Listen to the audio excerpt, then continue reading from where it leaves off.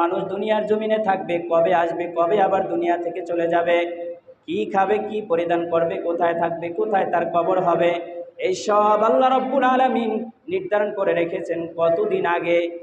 সহিহ মুসলিমের বর্ণনা আমর ইবনে আস রাদিয়াল্লাহু তাআলা আনহু থেকে বর্ণিত, তিনি বলেন, সামি'তু রাসূলুল্লাহি সাল্লাল্লাহু আলাইহি ওয়াসাল্লাম ইয়াকুল কাতাবাল্লাহু মাকাদিরাল খালাইক।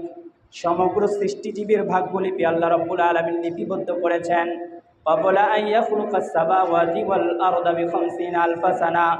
আসমান জমিন সৃষ্টির 50,000 বছর পূর্বে একজন মানুষের ভাগ্যলিপি আল্লাহ তাআলা লিখে রেখেছেন।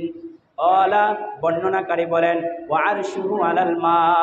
যখন লিখেছেন মানুষের ভাগ্যলিপি, যখন আল্লাহ তাআলা লিখেছেন 50,000 বছর পূর্বে আসমান জমিন আল্লাহ তাআলা তখন সৃষ্টি করে নাই।